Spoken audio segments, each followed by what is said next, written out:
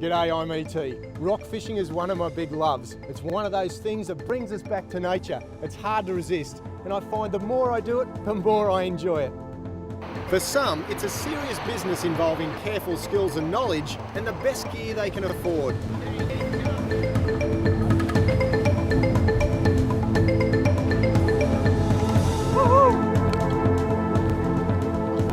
Salmon caught on prawns and whirling up with bread, just took it off the surface just as I threw in.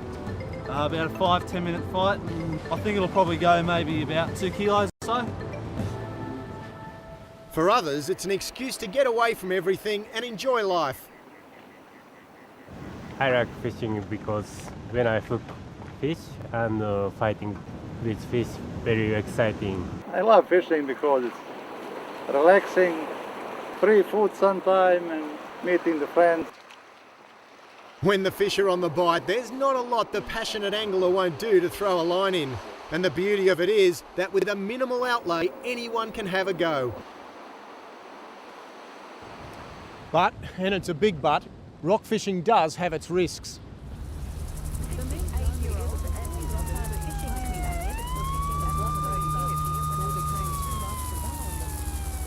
To reduce the threat of something happening and your family wondering where you are, I'd like to share a few simple, safe fishing tips with you. Remember, you're here to enjoy yourself, and that means don't put your life on the line.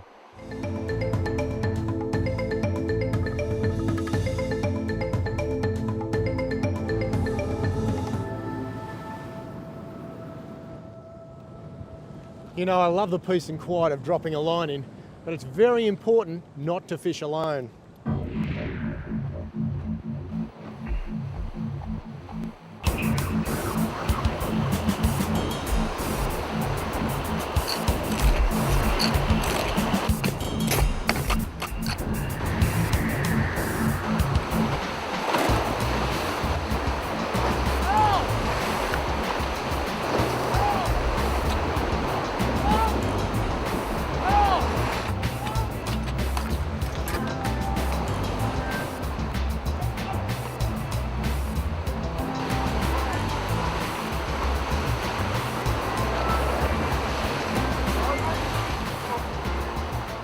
No one's saying make a party of it, but with 2 or more mates nearby, you're greatly improving your chance of survival if you're washed in. What are you doing, mate? Why didn't you wait for us, mate?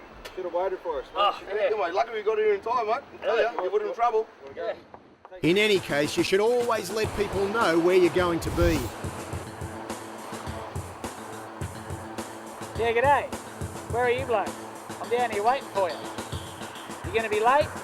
Alright, I'll see you when you get here. Now, what about the spot you've chosen? What's my escape route? Can I get out if the tide rises?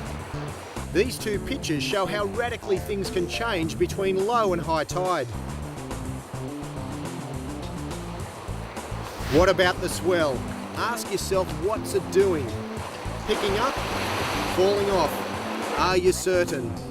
Watch and wait to get a full idea of the swell wave cycle.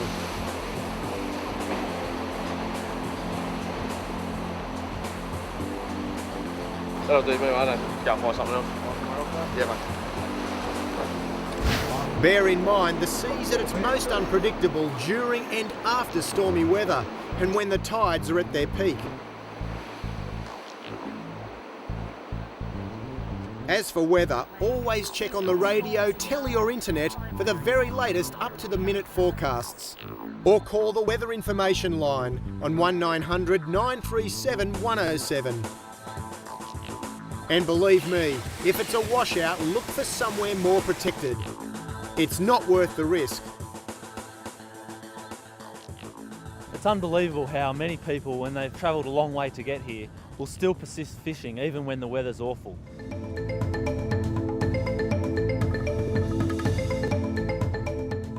It's cold, it's windy, it's wet. What are you going to wear? You could put on the thickest, warmest, heaviest clothes you've got. And while you're at it, what about a weight belt? Because that's what it's like once they're wet. Heavy and cumbersome. If you fall in the water, it'll probably take you a while to get out. So wear something light, like a spray jacket. For the same reason, go for the shorts instead of long pants. You can swim better and they're not going to drag you under. Some people even reckon they're a good look. Now what about footwear? Gumboots? You've got to be kidding. Once they fill with water, they're concrete weights. Same with most heavy shoes. If you fall in, they make swimming hard work. The dedicated fisho always matches his shoes to the environment. Metal cleats on sneakers or sand shoes are the go on sandstone ledges, and on volcanic rock, rubber-based shoes will see you right. Whatever you wear, you've got to say to yourself, can I swim or stay afloat in these clothes if I fall into the water? 편안한 상의와 반바지 그리고 안전화를 착용하시기 바랍니다.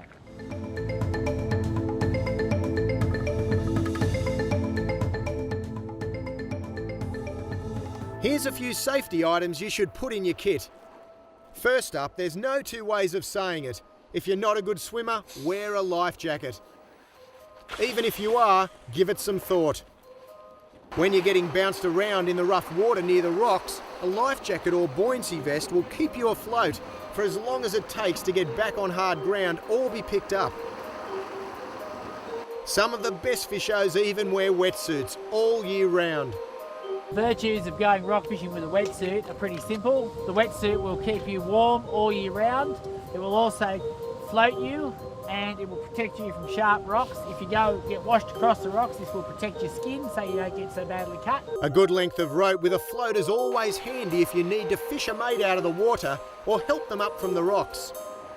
Remember to take your mobile. In most emergencies, it's always the first means of contact. Call the special 112 emergency number for mobiles, since this works across all networks. Other safety items you can throw in your kit include a torch, a first aid kit, and even the inside of a wine cask or footy as a flotation device.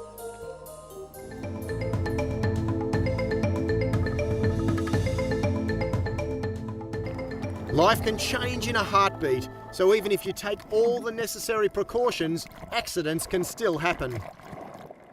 We're dealing with nature here. Anything is possible, so be prepared. If you are swept in, swim away from the rocks until you find a safe, protected spot to get out from. Don't panic. You can't think clearly when you panic, and you'll only use up energy. You've just got to keep your head above water until you find a safe spot to swim to, or wait for your mates to help you out. Which brings us to the Angel Ring. For the last few years, Anson New South Wales have been positioning lifebuoys at problem spots up and down the coast. Angel Rings are a lifeline to anyone washed off the rocks. They're simple to use and effective.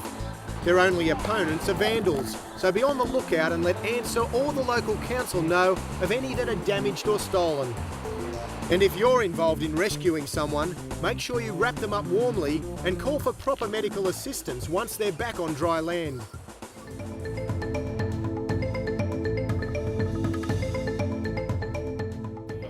We're lucky to access some of the greatest fishing in the world right on our doorstep.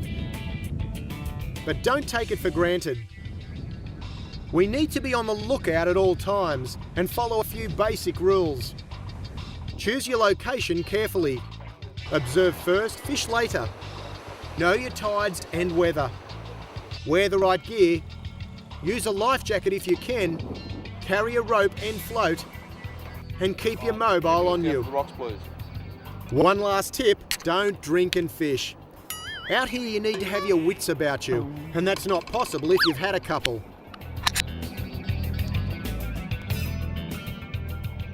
When you're dealing with nature, there are no guarantees, so think about what you're doing. You don't want to put your life on the line. After a good day fishing, you want to live to tell the tale.